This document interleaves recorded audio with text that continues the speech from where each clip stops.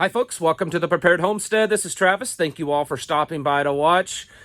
Well, one thing that's been for certain, 2021 was a year of conspiracy theories coming true. I mean, isn't that so weird?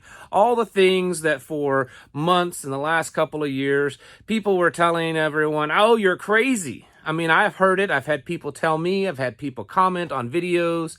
I've heard it all over the internet. Oh, you're crazy for believing that. That's some crazy conspiracy theory. And then, well, it turns out to be true, or it turns out that it actually happens. That was last year. What's this year going to be like? What's 2022 going to be like? I think we're going to see a lot more of that. I mean, it's a pretty crazy world we live in when Alex Jones turns out to be one of the most accurate and truthful persons in the media. I think we're going to see more of that. And there's a lot of people waking up. This is waking up a lot of people. And there's a lot of folks that are finally realizing that what's been going on the last 2 years is it's craziness. It doesn't make sense. There's no logic to any of it. There has to be more going on behind the scenes because what they're telling us is happening just doesn't make sense. And people are realizing that, maybe what all these people have been saying for years, that there's more going on, maybe they're correct. Maybe there is. And so people are starting to wake up. They're starting to realize that they need to get themselves prepared, do things in their lives to kind of brace themselves for, the storm ahead, for whatever you want to call it. And I think that 2022 is certainly going to be a year filled with things happening that a short time ago, a lot of people might have said was just some kind of crazy conspiracy theory. I think 2022 is also going to be a year where people are really waking up and they're really trying to get themselves prepared for what's going on. And I want to talk about that today. Just some simple, basic steps to kind of get yourselves prepared. Now, I understand that the vast majority of my listeners have been doing this for a while. Maybe you've been doing it for 6 months, 12 months, 2 years, 5 years, 10 years. And so some of these things you might say, well, they don't really apply to me. But I think they do, and I hope that some of you can kind of learn a little bit from this. And for those of you that are like that expert master level preparedness person, at least please kind of leave some comments down below for everyone else. Kind of give them your ideas. What works for you? What you're doing to try to get yourselves prepared.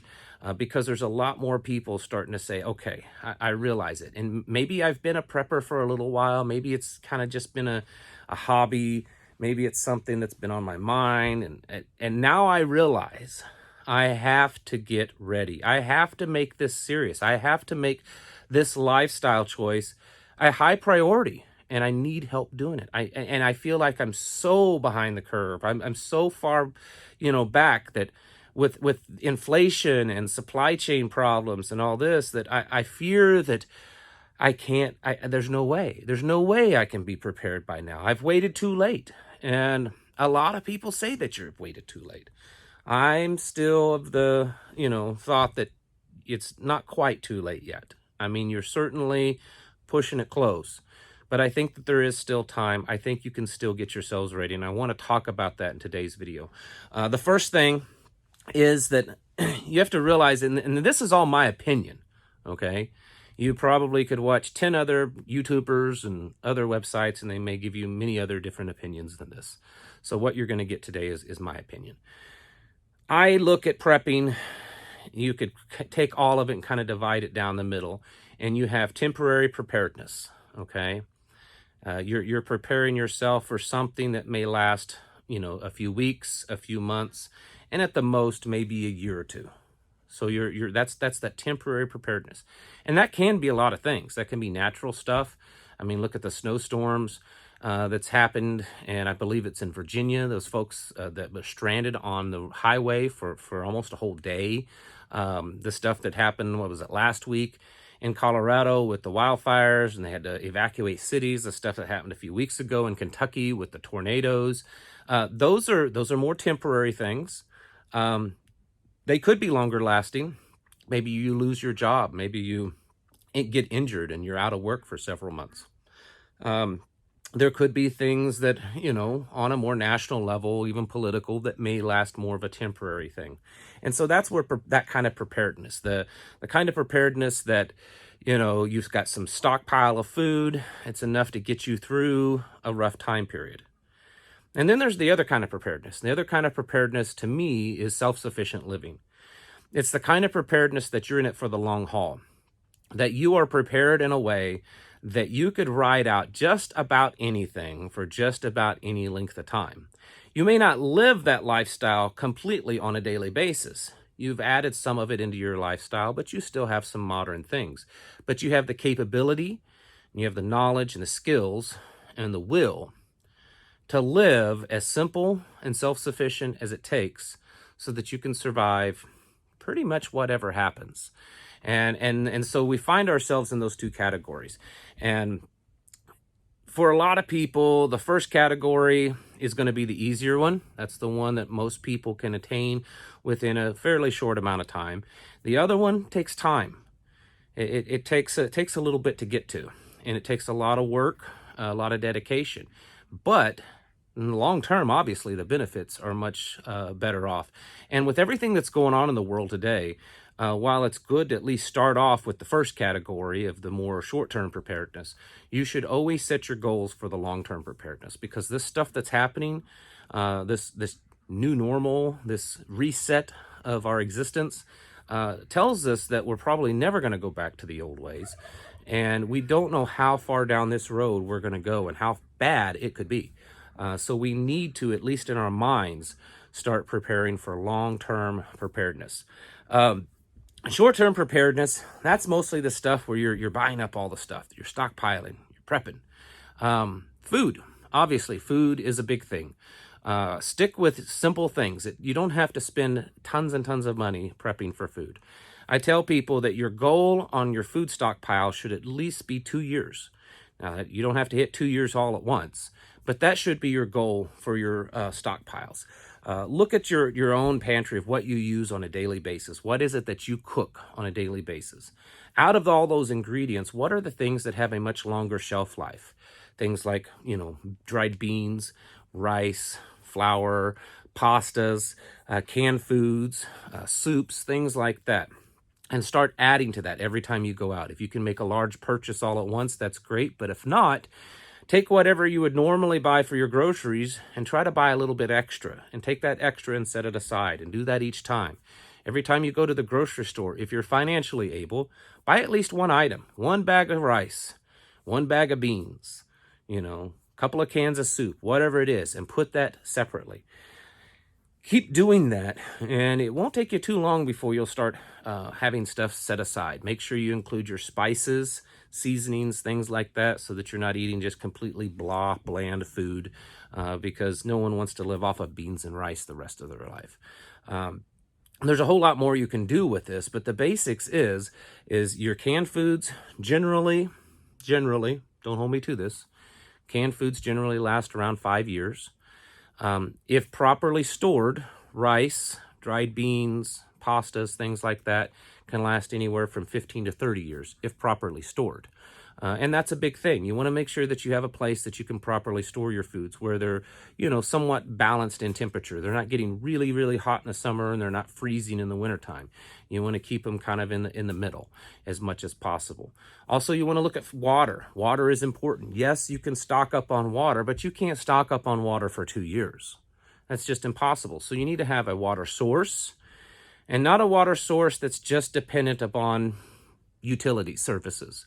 So if your only water source is what the city sends through your pipes at your tap, that's not a good only source of water. You need to think about it. Are there creeks, ponds, rivers, lakes, springs, things like that in your area? Do some research and try to figure out a way to acquire the water from those sources if things get bad. Maybe that's jugs and buckets and tubs and wagons to transport it, whatever it is. Then you also have to have a way to purify that water. So you want to have some good filtration. Things like Berkeys and Alexa Pures are a good family type, filtration, and they do a pretty good job. There are others, and those are just a couple of that I mentioned. Then you also want to look at medical, first aid stuff, fixing boo-boos, taking care of illnesses at home, learning, natural herbal medicines, that kind of stuff. Because things got bad, you may not be able to go to the doctor. You may not be able to go to the pharmacy. So these are just some real basics. Along with that, you want to add in self-defense. I noticed that last year, 2021, was almost a record year for gun purchases in the United States. And I believe it was a record year for new gun purchases, meaning people that have never purchased a gun before.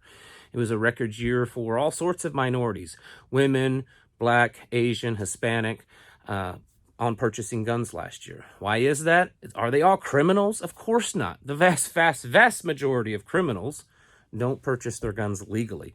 These are regular citizens that are waking up and realizing that the world we live in is nowhere near safe like we thought it was. And we need to, regardless of their political leanings, because there's certainly a lot of liberals purchasing guns, they need to take their safety into their own hands. And so you need to make sure you have that. You have at least something that you are confident with, something that you can be proficient in, and of course enough ammunition to back it up. And those are kind of your basics. Once you get past that, then you're going into, make sure you have enough clothing, blankets, heating source, waste management, things like that. You're going to kind of, go off from there. On the other side, or the second segment that I mentioned, and that is self-sufficiency.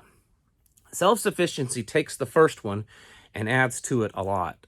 Self-sufficiency is where you eventually want to be. We have our food supply, we have our preps and things like that, but we know that that's not something that we can live the rest of our lives off of. Year, 2 years, maybe 3 years on some things. I look at that stuff, what I did in the first, where I mentioned the temporary preparedness.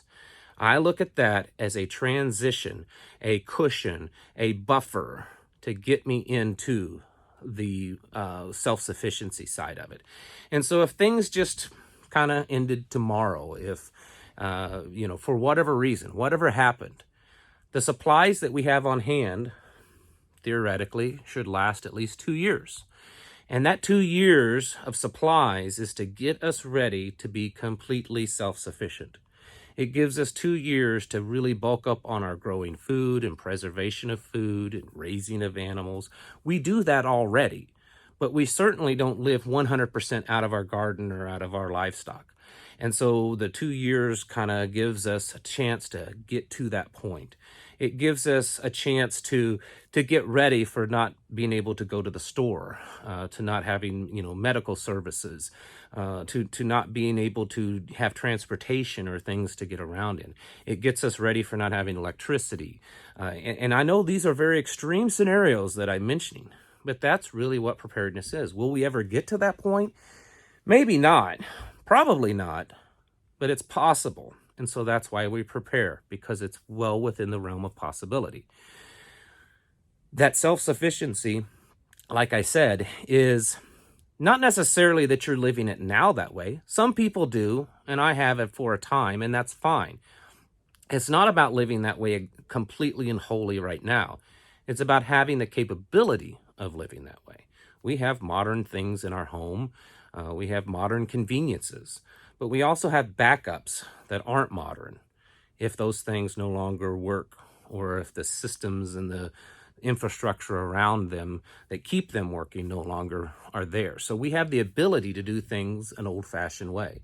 I know this is very foreign for a lot of people. I know this seems very daunting and pretty much impossible, but you must realize that really it wasn't that long ago that our ancestors lived this on a daily basis.